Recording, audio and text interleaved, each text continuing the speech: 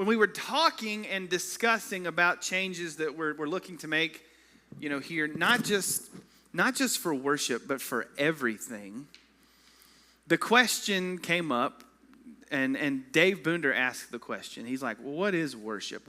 He asked us what we thought worship was. And I didn't prepare for the assignment, so I had to I was like, but we all kind of were that way, and it kind of started the discussion. And then ideas started swimming in my mind, and I told the advisory team, I think I got a sermon coming on. And so here we are. It was an important question Dave asked. Why worship? Why do we worship? Why do we come to church? Why do we do these things that we do? Do we worship because it's a part of who we are? It's ingrained in our being. Do we worship out of obligation? Do we worship because it's just something we've always done and we don't know any different? Those kind of patterns form in our lives all the time, and we don't even realize it. There was a young newlywed couple. They just got married, and they were baking their first ham dinner in their new apartment together. And so the new wife, she gets the ham out of the fridge. She places the ham on the cutting board, and she takes a knife, and she cuts off the ends of the ham with a knife and throws them in the garbage. And her husband said, whoa. Why did you just do that?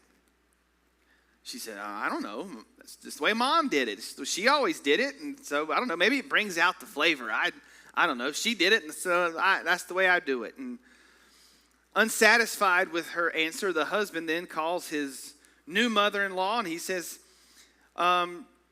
your daughter just cut the ends of the ham off before she put it in the oven. Could you tell me, why is it that you cut the ends of the ham off? I'm just kind of curious. And she said, well, that's the way my mother did it.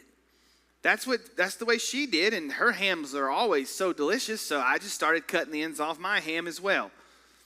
That still wasn't good enough for this new son-in-law, and so he picked up and he called his wife's grandmother. Picked up the phone, called his wife's grandmother. Grandma, we have an important question. Could you tell us, why in the world do you cut the ends of the ham off before you cook it? In her sweet grandmother voice, she said, well, oh yes, my dear. I cut the ends of the ham off so it'll fit in my pan.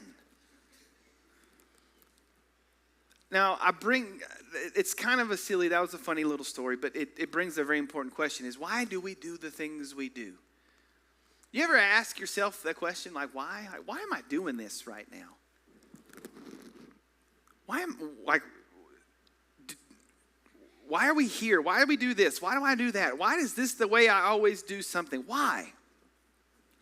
And I'm sure if you're like me, you've questioned your reasoning on a variety of different topics. It's no different in church. We ask why as a church. Why do we do this? Why do we come and do these things in this place at this certain time? Do we do the things that we do because they're vitally important? Or do we do them because, well, that's just kind of the way we've always done it, and we hadn't even thought about a different kind of way? So why do we worship? Why worship? Now, I know that word, worship, can be a divisive issue. And the reason it's divisive, it's not actually about worship itself. It's about our worship preferences. Our worship preferences are the things that are divisive. But this morning, we're not going to talk about style of worship, any of that. We're going to dive in a little deeper and actually look at or talk about, why is it we worship? And so if we're going to know why we do something, we need to know what it is. So what is worship? Most of the time, worship, as we understand it, when we think of worship, we think of it as what we're doing right now in this place on Sunday morning. Every week, we know that at a set time, we can go to a set place, and there's going to be a set group of people, and we are going to worship. And while it is true, yes, we are gathered here right now and we are worshiping together as a part of this worship service, the only next natural question to ask, well, is this all that worship is? I mean, is worship really just this kind of 5-part exercise where we sing and we pray and there's preaching, and then sometimes there's communion, and then we maybe if we brought an offering, we drop that in the box as we leave. But those elements, is that it? And if you think about it, and I'll just say, I don't think that that's all that it is. Worship is so much more than this right now. Worship is a lifestyle. Worship is a life that is given over in complete obedience to God. Now, I know most of us in this room have had popcorn, right? Everybody's had popcorn, right? Okay. Microwave popcorn, the best you can buy is Orville Redenbacher's Ultimate Butter. If you don't get that, what's the point? Okay, and for those of you that are like, oh, popcorn without butter is just as delicious. No, it's not. Don't try to sell me on that. Listen, if you want to have popcorn with no butter, shred up some copy paper, ball it up, and eat that. It tastes the same. Okay, Ultimate Butter popcorn is where it's at. And so when I pop my Ultimate Butter popcorn at home, I've done it a lot. But you know what always happens? You dump the popcorn into the bowl when you're done. Because listen, we're not savages, okay? Those of you that eat the popcorn out of the bag, you're crazy. Your hand is like yellow when you're done. No, dump it in the bowl so you don't make a mess. But it never fails. When you dump that popcorn into the bowl, there's always kernels that don't pop. Why is that? You ever thought about that? Like, why didn't you pop? You were exposed to the same heat as all the other kernels. They popped, you didn't. You were in the same environment as everyone else, but you didn't pop. Why is it that you few kernels did not pop and the rest did? I don't know. Maybe you're like, dude, I've never thought about that. Okay, maybe it's just me. I'm weird. I know. But there's a correlation there. Listen, sometimes as Christians, we don't pop. And we come to church and we hear the same songs and we meet the same people and we hear the same sermon and we receive the challenge to witness. We hear the call to tithe. We hear the call to serve. But yet, we all don't pop the same way. Some of us are challenged. Some of us hear the message. Some of us react. Some of us just come, and it just washes over us as if we never heard anything different. We leave this place, and it's like we never came. Why is that? And I think the reason some of us don't pop, the reason we don't necessarily are moved, is because there's been a misconception when it comes to worship. And that is, we see worship as this event that we're doing right now. It's an event that we go to. And it's not that. Worship is a lifestyle. Worship is a life given in obedience to God. And I know this is what worship is because Romans chapter 12 verse 1 tells us. It says, therefore, I urge you, brothers, in view of God's mercy, offer your bodies as living sacrifices, holy and pleasing to God. This is your spiritual act of worship. Now, according to Paul, our spiritual act of worship is to give our bodies, our very lives as living sacrifices. Now, notice he didn't mention anything about closing song or prayer time or how we fellowship. No, Paul says that the way we live our lives is a worship service to God. Worship doesn't start when the first song is sung. Worship doesn't even start when you walk in this building. If I'm understanding what Paul is saying, he's letting us know worship never ends. Your entire life is a worship service. So now that we know what worship is, did you happen to see the reason why we worship? Paul told us. Let's check back again. Therefore, I urge you, brothers, in view of God's mercy. There it is. In view of God's mercy, offer your bodies as living sacrifices, holy and pleasing to God. We worship. Our lives or a worship service to God because of his mercy.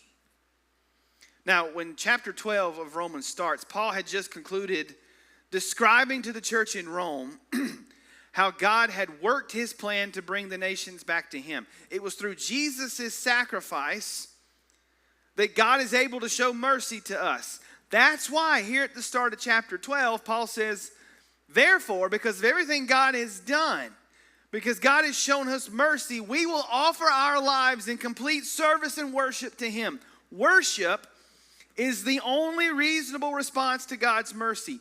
And it's not a one-time, one day, 1 hour a week thing. It is a continuous response. Worship is a life lived in response to God's mercy. You know, we hear the word mercy a lot. But let me give you an example on a small scale. Now, imagine we're having communion today, okay? So imagine maybe a couple of you guys, one of you, we'll just say one of you, said, you know what, my neighbor next door can't get out, can't go anywhere, but I know they used to go to church, so you know what, I'm going to take one of these little communion cups with me, and after church, I'm just going to go over to their house and pray with them and let them we'll take communion together. Now, I know, listen, that's a scary proposition. I don't think any of you will do that, but let's just say you did. And so you're a little apprehensive, you're a little nervous, and on the way to their house, you're not paying attention to the speed limit, and all of a sudden, there's blue lights in the rear view.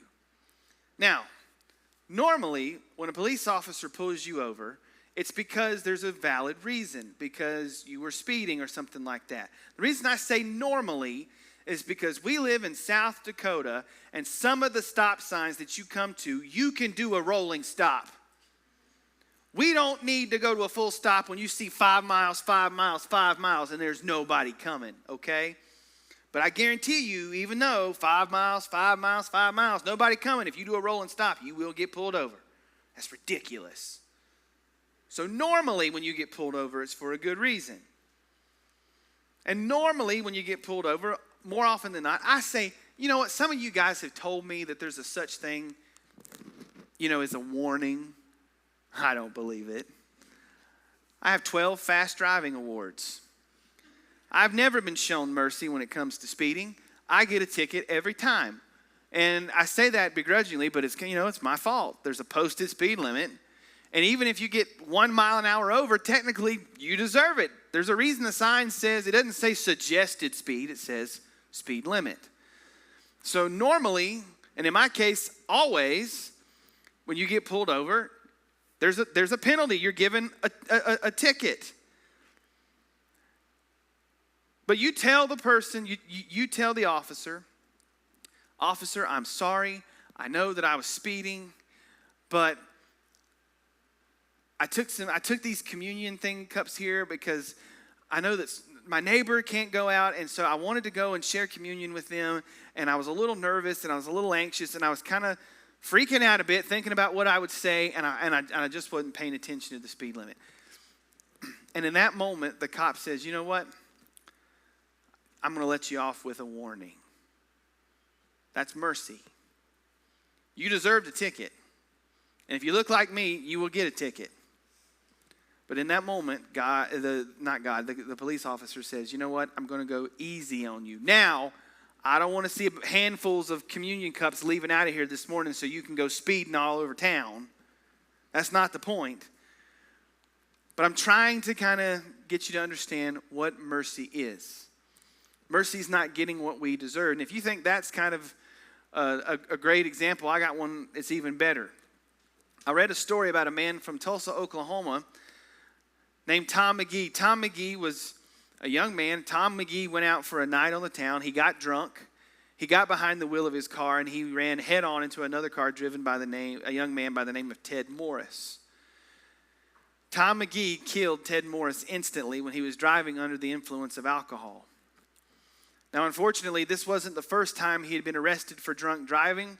So Tom McGee was put on trial for manslaughter. He was found guilty and sentenced to several years in prison. But where he lived in Tulsa, the prison was overcrowded. Prisoners, because of that fact, were given an early parole. And so Tom only spent a few months in prison before he was released. But it wasn't long enough, evidently, because it wasn't long he was arrested again for drunk driving. So Tom's parole was revoked. He was sent back to complete his prison sentence. And here's where it gets interesting. Jack Morris, the victim's father, Ted Morris's dad, began to visit Tom in prison. He went to see the very man who killed his son. And after he visited him several times, he started taking cookies that his wife Elizabeth baked. He started taking these cookies to Tom, and the two men became friends. Years passed, and finally the day came for Tom to be released from prison, and he had nowhere to go. So Jack and Elizabeth Morris invited him to come stay with them in their home. He gave him a place to stay. They provided the means for which he could receive an education. They helped him find a job. They brought him to church with them in Tulsa. And one Sunday, Tom McGee accepted Jesus as his Lord and Savior. He was baptized for the forgiveness of his sin. And if that's not great enough, here's the icing on the cake. Jack and Elizabeth Morris formally adopted Tom McGee and made him their son. That means that when they pass away, everything that they own and everything that is theirs will become Tom's. Now that is mercy. And as incredible as you think that is, and as impossible as you think that might be, if you think about that and magnify it about, 1,000 times, that is what God did for us. We were sinners.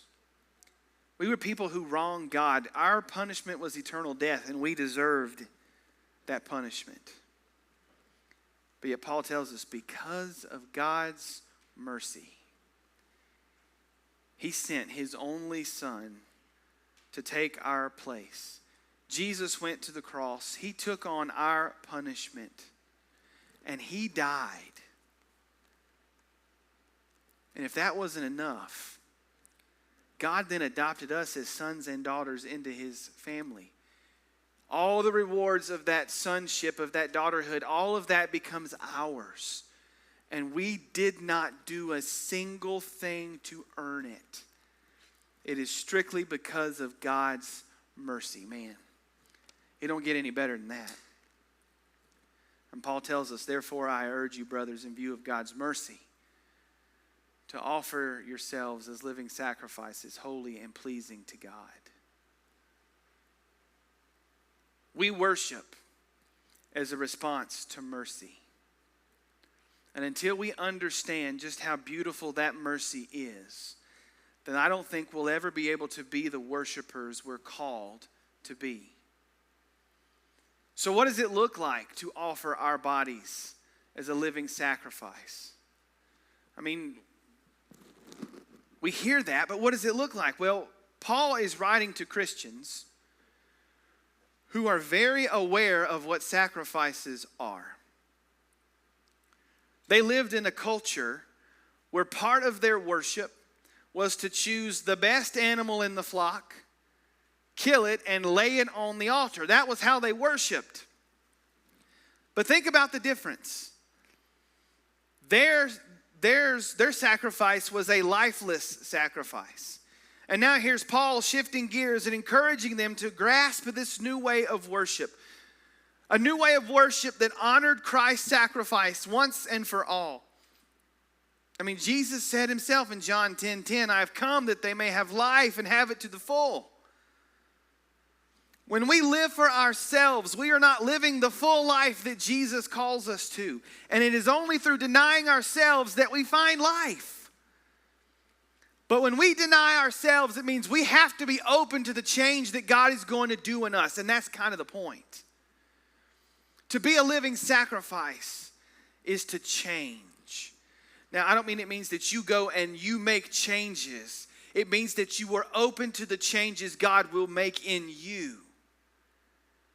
It means that you have to be willing to put your agenda, your wants, your desires, lay your ego, all those things. You have to lay those on the altar and surrender them all to God. It's a huge change. But then if you listen to the first part of verse 2 of Romans 12, it says, do not conform any longer to the pattern of this world, but be transformed by the renewing of your mind. That is the key. We have to be renewed. Until we are renewed, until our minds are restored, until they're changed, we will always conform to the pattern of this world. Which means that the things the world says important will continue to be important to us. The things the world strives for will be the things that we strive for. Until God is allowed to change us, we won't be able to know the things we want to know. Like, what is God's good, pleasing, perfect will? It's only through the change He wants to invoke that we can know those things. There was a pig and a hen, and they were out walking one day, and they passed by a church. And on the signboard, it read, "How can we help the poor?" And the hen and the pig, they stood there thinking for a moment. And after a few minutes, the hen said, "I know what we can do. We can invite the poor to come to this church, and we can offer them a ham and egg breakfast." And the pig said, "Well, that's great for you, but if we did a breakfast, your donation would simply be a contribution. But for me, it would take total commitment." Many Christians never achieve the life that Christ has for them because we aren't willing to make it a total commitment. We don't have a problem making a simple contribution. It's just we don't want to have to go through everything to have the total commitment. To be totally committed, it means that you realize that, listen, God is going to change some things in me. And that's the thing. We act like we know what God is going to change. And maybe we do. But you know what I've realized? There's things God has changed in me I had no clue needed changing. Now, yeah, when I started off, I was like, I need to stop cussing and chewing and dating girls that do. That was the three things I'm like, God is going to change in me. Never even came on the radar. See, God knows our hearts. He knows what needs to change better than anything we can come up with on our own. So why is it we think that we know what God's going to do? We don't know. And for me, in the past, when I thought about worship, I thought about this hour, I thought about this place, this time on Sunday morning. And for me, growing up, it was also Sunday night and Wednesday night. But that was worship. That's what that consisted of. But to think that I could worship God at school, on the ball field, at home, in the car, no one ever told me that. Or at least if they did, I wasn't paying attention. But to truly worship God, it means that our entire life has to change. Not just how we act for a period of time on Sunday. Our life has to look different Monday through Sunday. Because we never leave the worship service. What we do in this room, it's just a continuation of our worship.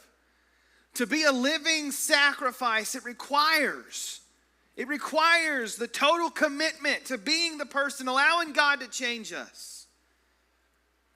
So how do we change? Well, I don't know. Because it's different for everybody. But maybe just start with your relationships. Parents, think about the relationship with your kids. Kids, what is your relationship with your parents? How do you treat one another? How do you speak to one another? Is it God honoring? If you're here this morning and you're single, what kind of person are you pursuing?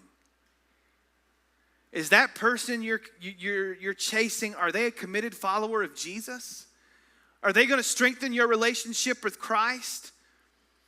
Are they going to urge you and come alongside you as a partner, as a helper, so that you both grow in the Lord?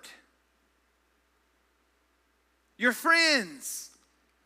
Do your friends encourage you to grow in your walk with the Lord? I mean, we all have those friends that we love, but every time we go hang out with them and we leave, we're like, oh, why is it every time I hang out with so-and-so, we always end up doing this? I said, I'm not going to do this anymore, but every time we hang out, I do this. Well, maybe that relationship needs to change. Here's a big thing. What about your money? And I know, I saw everyone just get rigid on me because for some reason, when we mention the word money, we are so possessive of it. It's my money. Well, it's not. If you want to have a great example of how God deals with your money, read the story of Job. In our Bible study over at the Fort Pierre Church, we're studying the book of Job. Job was a pretty rich guy. He had it all. And in the course of a day, God took it all away, every bit of it. God didn't take it away. He allowed Satan to take it all away. So don't tell me that this money, these possessions, they're 100% ours. No, we are allowed to have them. And you mean to tell me that we can't trust that God can take our 90% and do way more with it than we can with our 100? But yet whenever it comes to money, man, do we get tight with that. And we say, don't you tell me how to spend my money. I'm not. I'm trying to show you. Let God tell you how to spend your money. And it's not just with what you give to the church. How generous are you when you go out to eat? Ooh, I know. That's a tough one for me. Because I'm still one of those jerks that's like, a tip depending on service. And if you do a good job, you get 15%. And if you just do a typical job, you get 10. And if you're terrible, I give you 5. Yeah. That was kind of my mindset. But now apparently it's like if they do a terrible job, they get 15. And then if they do what they're supposed to, they get 18. And if they do better, it's 20. Yeah, but really, shouldn't the reflection on our heart be like, look, it doesn't matter that that their service wasn't great. Maybe the reason their service wasn't great is because their life is utter chaos at home, and they're having a bad day. And I can either heap judgment and coals upon them and give them $1, or I can be a blessing to them. See, I think when we worship, we're always trying to find ways to use our resources to be a blessing. And yeah, we could talk about more things. There's the words that we use. Listen, I don't always say the right things. I said a 4-letter word starts with S last week or 2 weeks ago. Not that S word. About how our lives are when we're not surrendered to Jesus. And I felt so bad about that. And then some folks were like, what? I didn't hear you say anything. I'm like, okay, well, that made me feel a little better. But no, I stub my toe and it just comes out. I get it. It happens. But listen, when you're in conversation with other people and the adjectives that you use to describe things are 4-letter words and they're profane, listen, I know it's just a word, but how is that reflecting on your relationship with God to other people? These are all things that we need to reflect on. And we can go on to the weeds about movies and TV shows and music that you listen to. Our scheduling. Listen, you're here this morning, so God has your Sundays, but what about the rest of the week? Do you make time for Him every day, or do you kind of just squeeze Him in if there's a little opening? And we can go on and on and on. I know I'm just scratching the surface, but this morning, what I think we all need to do now is we just need to be still and silent before the Lord. And we need to say, God, show me what it is I need to change about my life. Because we all need to change. Ain't nobody here perfect. And some of you, I just burst your bubble. But guess what? You're not perfect. There was only one perfect person that ever lived, and we killed him for it. So I want to challenge you right now just to be silent before God and say, God, examine my heart. Show me what needs to change so that I can be a living sacrifice, so that I never leave the worship service that is my relationship with you. And I know we should do it. Jeremiah told us in Lamentations 3:40, he said, let us examine our ways and test them and then return to the Lord.